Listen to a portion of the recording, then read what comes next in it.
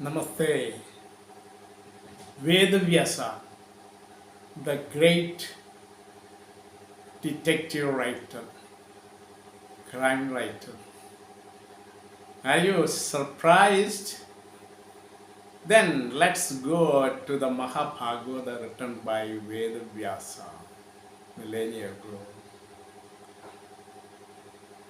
See, here the investigator is nobody but Krishna, yes, Sri Krishna of Dwaraka. I was prompted to give this talk when I read an anecdote that appeared on our BHS. BHS means Baroda High School Junior ONGC WhatsApp group. I was a teacher at Baroda. My students of 6th standard, I started my career there, and in the beginning I was the class teacher of the 6th standard. They have been keeping a WhatsApp group. They are scattered to all over the world. They all are in high position. Still, they keep their friendship like the members of a close-knit family. It was a strange coincidence that my name was found by them from net, and I was approached someday asking whether I was the same Nagar sir who had taught them. Okay, I said that I am the same.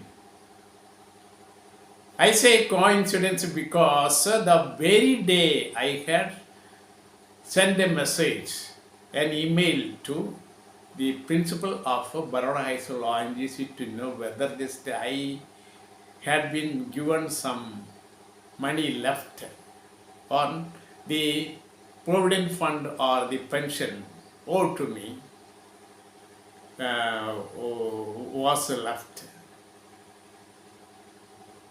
because I had not claimed for it for a very long time. That means I had left that place for decades ago.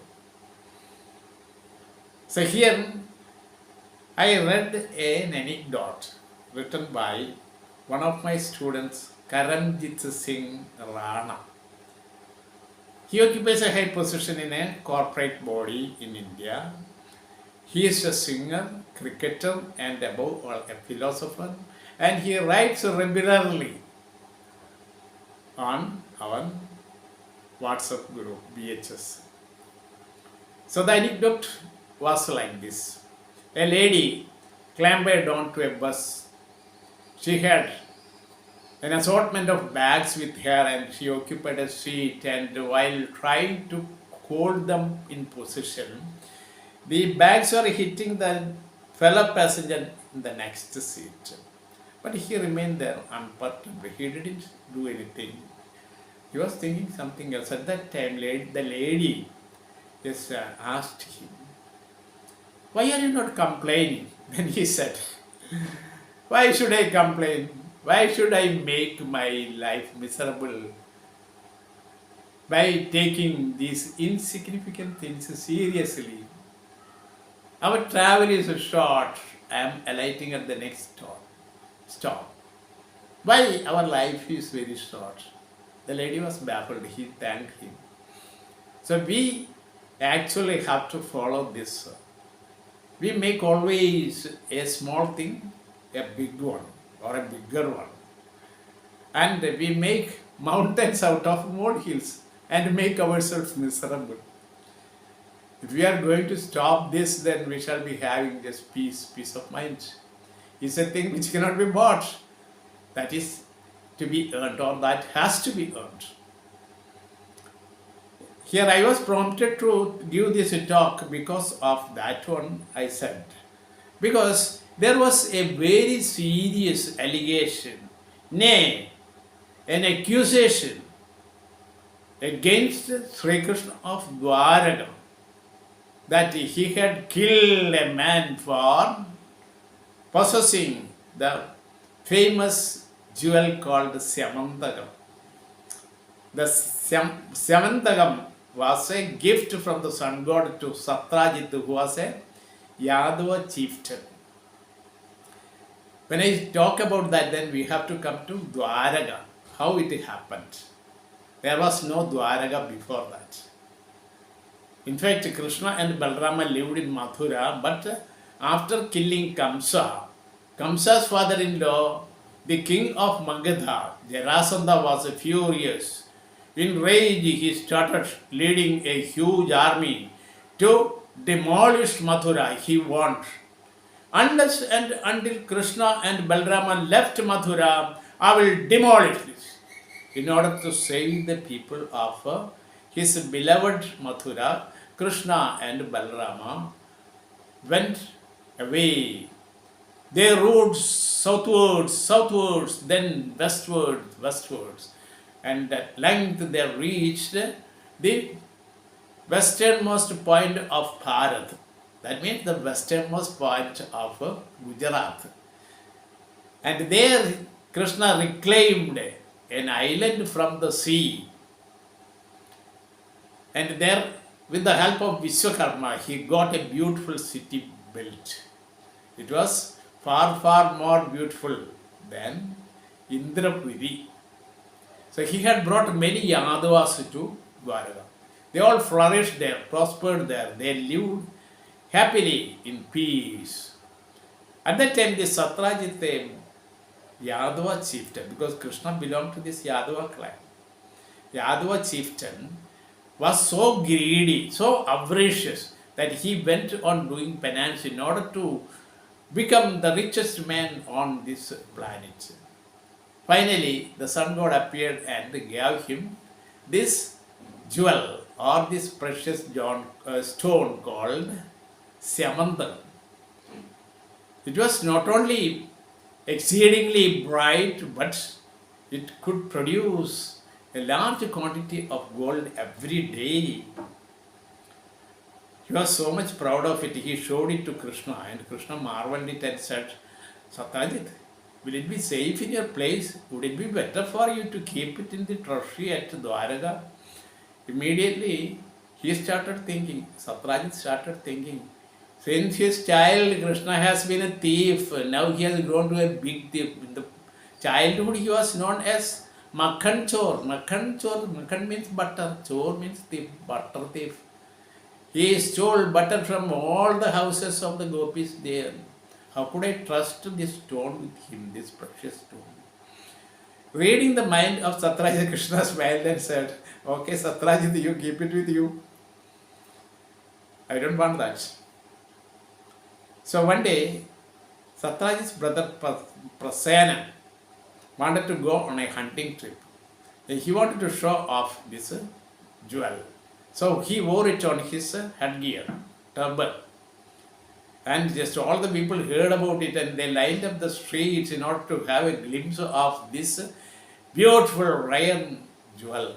And they saw it. He went there riding on a hunting trip along with so many of his followers. They went to the forest. You know that near Dwaraka lies in Kathiawar or Saurashtra. That is the abode of Asiatic lions. It's a vast area.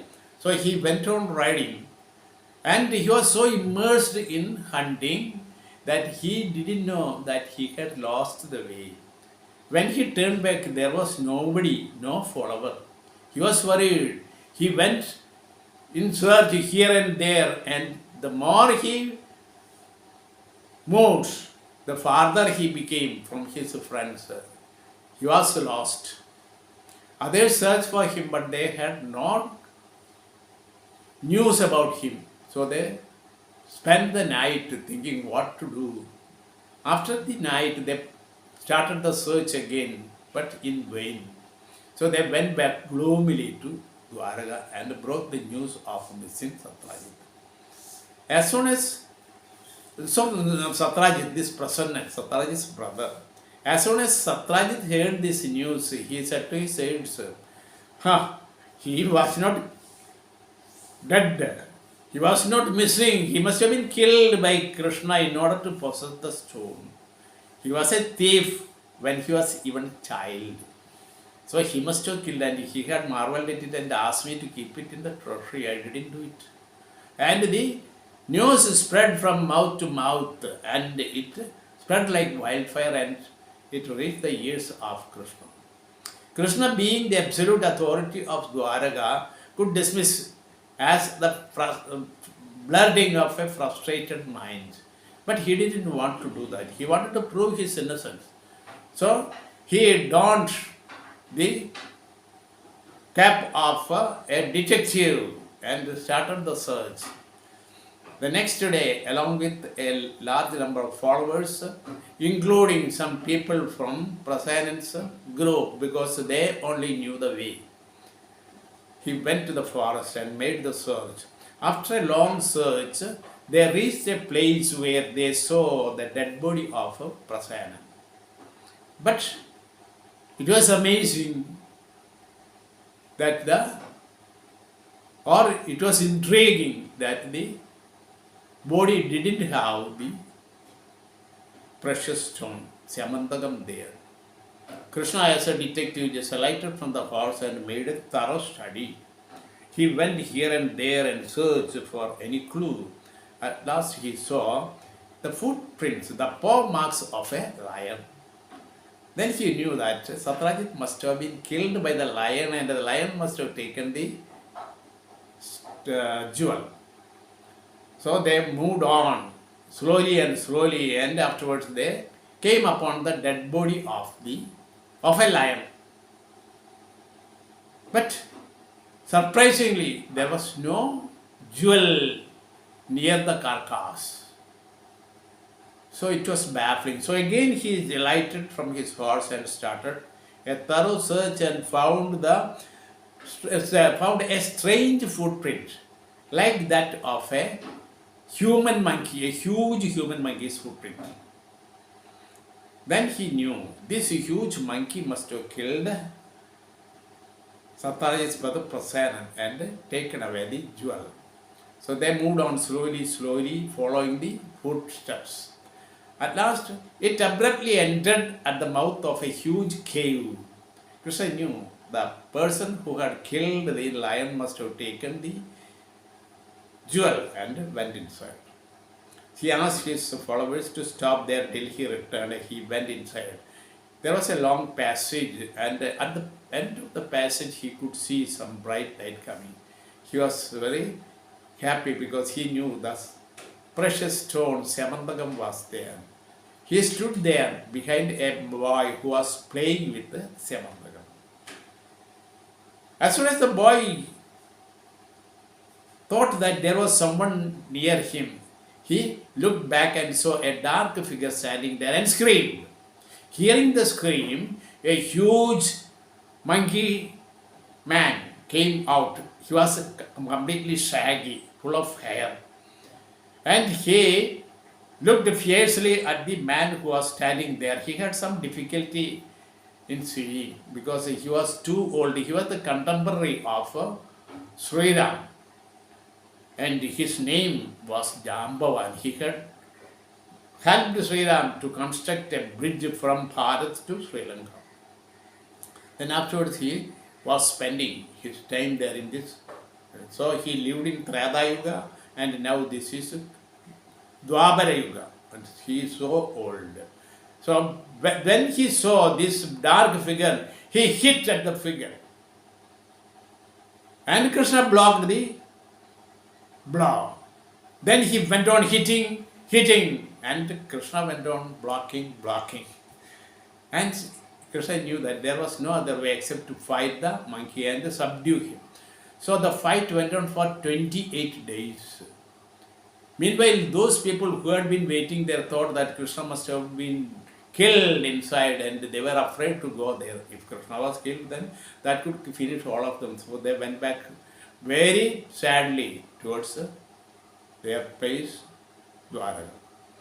So at the end of 28 days, the monkey was exhausted and it collapsed. Then it thought I had got a boon that I could be defeated only by Lord Vishnu. So I was fighting with the Lord Vishnu, my God, what a crime I had committed. And he closed his eyes and just appeared at the black figure, and he knew that it was Sri Ram. Actually, it was Krishna, but he felt that it was Sri Ram. He moved forward, fell at the feet of Krishna and begged for forgiveness. Krishna lifted him and embraced him, and he started caressing him. At that time, the monkey felt all the pain in his body was fleeing away from him.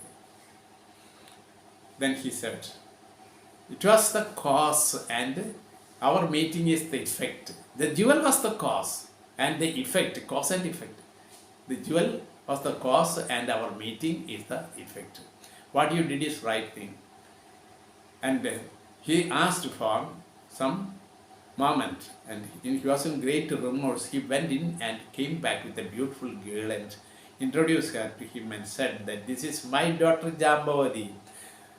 Oh Lord, would you please just have the mercy to accept her as my daughter, as your wife, your wife. I will be blessed. Krishna agreed because she was very, very beautiful. So he went outside along with Jambavati. He knew that there was nobody left there, but he knew that his horse must be there. He whistled. Then came like a hurricane galloping, a beautiful horse. It came neighing and stood beside Krishna. Krishna mounted the horse and lifted the girl onto the horseback and made her sit comfortably in front of him. They rode towards Dwaraka. Dwaraka was in a pall of gloom, pall of grief, because they thought that their beloved Krishna was killed. But they knew that Krishna could be killed neither by human beings nor by gods. He would return someday. But still, they were worried. Then, to their great astonishment, they saw Krishna riding along with a beautiful girl towards them, and they were jubilant. They were not singing and dancing. They were in bliss. They were in ecstasy. They were on cloud nine. So for many days, the celebration went. And then immediately Krishna just told the story, and Satyajit was called for. And he came with great remorse, and he went on weeping. Krishna told the story and gave him back the jewel. Then he had brought his daughter there. She was standing there. She was Satyabhama. Very, very beautiful. He begged Krishna to accept her as his wife. Krishna was again happy. So, the jewel was the cause and the effect was twofold. One, he just got that jewel back, and the second, that he got two beautiful ladies as his wife. He smiled and accepted both of them, and the celebration went on for days in Dwaraka. And dear friends, I'll be back again soon with another story. Okay, bye.